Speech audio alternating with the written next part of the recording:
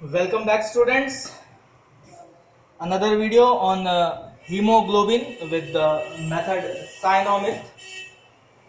उम्मीद करता हूँ आपको लास्ट क्लास में मजा आया होगा पढ़ने में और आपने सीखा भी होगा कि सहालीज मेथड कैसे किया जाता है। और वीडियो अभी अपलोड नहीं हो पाई है प्रैक्टिकल प्रोसीजर की सहालीज की मेरी तरफ से, उसके लिए एक्सट्रीमली सॉरी। थोड़ा सा डिले हो रहा है कुछ वजह से। आज हीमोग्लोबिन एस्टिमेशन मैनुअल मेथड हम पढ़ रहे हैं। अभी सहालीज हमने कवर कर लिया है, साइनोमिथ में है। क्लास में हमारे प्रेजेंट हैं Vineet, Priya, Anjali and all. Okay, attendance क्यों नहीं लग पा रही है?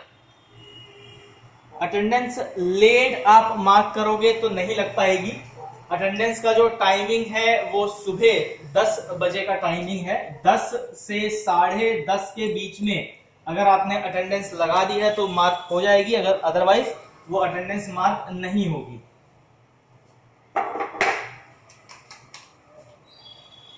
सहालीज मेथड क्लियर था कल का पढ़ाया हुआ? प्रिया, सहालीज मेथड जो पढ़ाया था उसमें कुछ पूछना तो नहीं है, या पूछना है तो बताओ।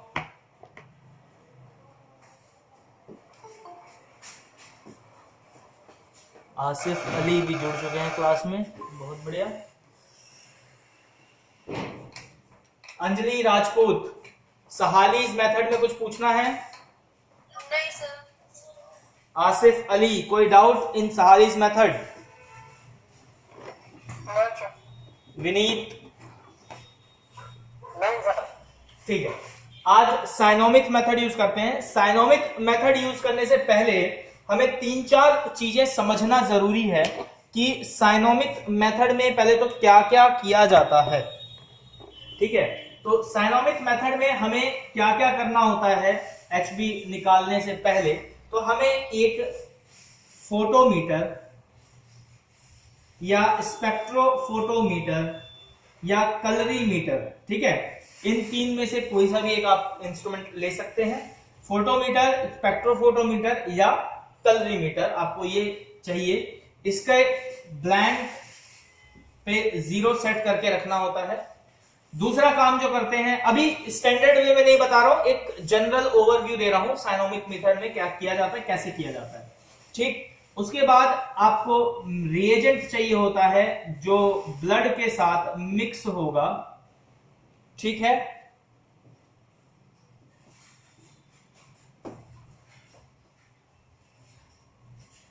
आपको ब्लड सैंपल चाहिए होगा, वो EDTA ब्लड सैंपल यहां चाहिए होगा।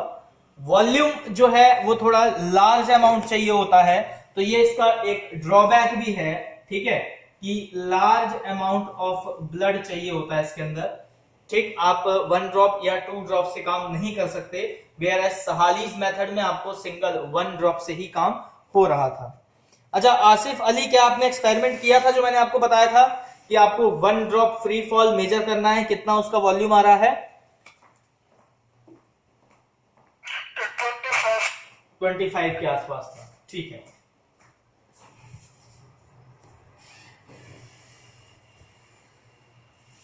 और साथ में कुछ कैलकुलेशंस भी करनी होगी।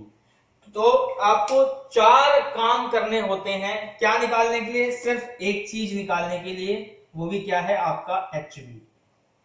ठीक है, तो पहला सबसे बड़ा ड्रॉबैक इसका जो रहा है यह है वो यही है कि इसमें वर्क प्रोसीजर बहुत ज्यादा है कंपैरेटिवली सहालीज। हम सहालीज से भी कंपेयर भी कर रहे हैं साथ ही साथ में इसको।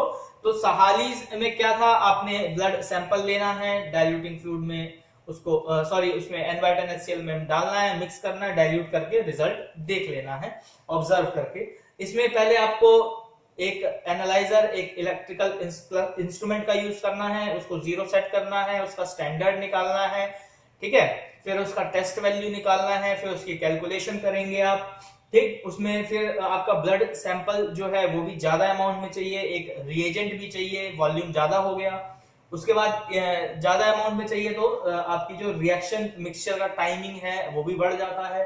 ठीक, और एक कैलकुलेशन भी जुड़ जाती है जब आप 3-4 रीडिंग ले रहे हैं, एक बार स्टैंडर्ड की रीडिंग ले रहे हैं, एक बार आप जीरो सेट कर रहे हैं, तो एक कैलकुलेशन का पार्ट भी इसमें जुड़ जाता है। तो ये काम करने होते हैं आपको साइनोमिक हीमोग्लोबिन मेथड में, बट ये एक स्टैंडर्डाइज्ड मेथड भी कहा गया है हीमोग्लोबिन एस्टिमेशन का इन मैनुअल मेथड। ठीक है, मैनुअल मेथड इसलिए कहा जा रहा है क्योंकि सब कुछ मैन के थ्रू, इंसान के थ्रू किया जा रहा है, एक टेक्नीशियन इसको परफॉर्म कर रहा है।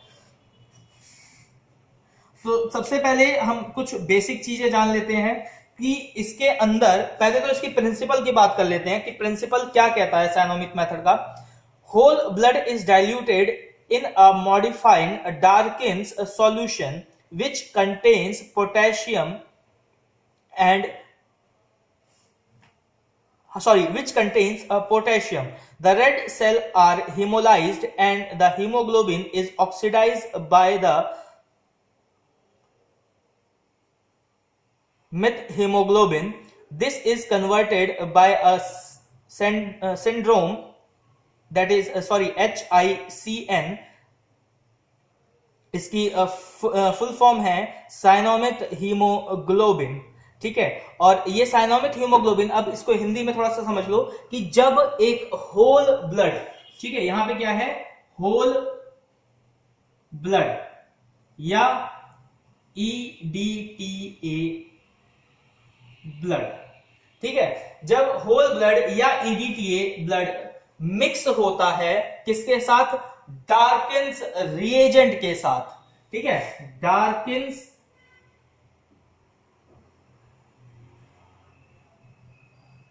जब EDTA ब्लड सैंपल मिक्स होगा डार्किन रिएजेंट के साथ,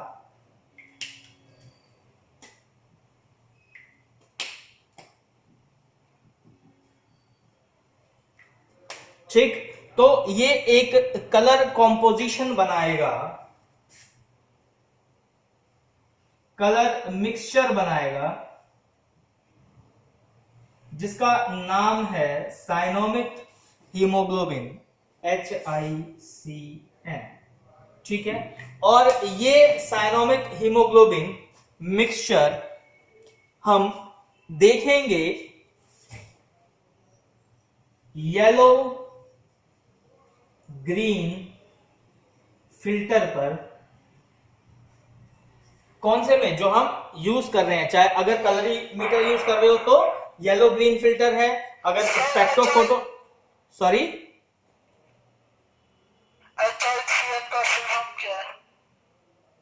साइनोमिक हीमोग्लोबिन, साइनोमिक हीमोग्लोबिन। क्लियर हुआ? बेसिकली ये क्या है, जब रेड ब्लड सेल डार्किन रिएजेंट के साथ मिक्स होता है तो ये ऑक्सीडाइज हो जाता है और एक कलर कॉम्पोजिशन बना देता है, जिसको हम साइनोमिक, ये है। ठीक है, क्लियर हो गया, साइनोमिक हीमोग्लोबिन है। ठीक, और वो उसके बाद जो हमारा, अगर कलरीमीटर है तो येलो ग्रीन फिल्टर पे देखेंगे, अगर स्पेक्ट्रोफोटोमीटर है या आपका फोटोमीटर है तो वेवलेंथ रखेंगे 540। ठीक है, आपकी जो वेवलेंथ रहेगी वो 540 रहेगी। इस वेवलेंथ पे या इस फिल्टर पे आप इसको रीडिंग के लिए ऑब्जर्व कर सकते हो, और ये रीडिंग यानी कलर एब्जॉर्प्शन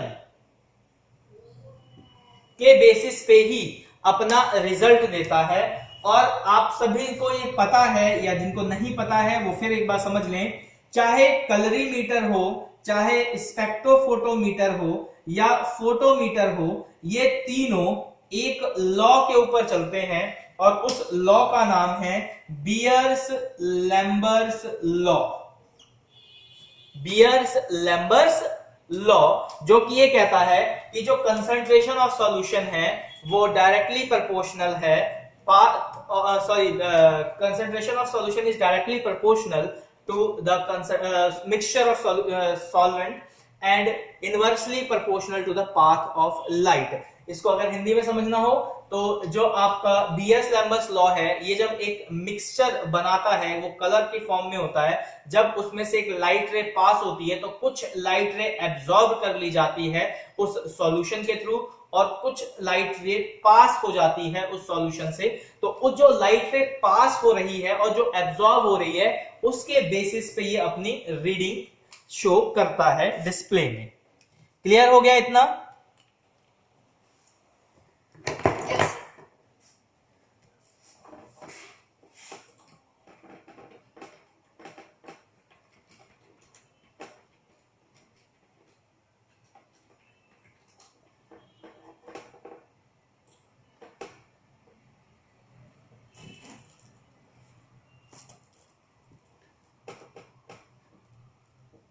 ये एक रिलेशन है बेसिकली। बीएस लैम्बर्ट्स लॉ को अगर समझना हो तो इसको आप ऐसे समझ सकते हो कि Beer's Lambert law is a linear relationship between absorption and concentration of molecular absorption, sorry, mistaken, let me correct this.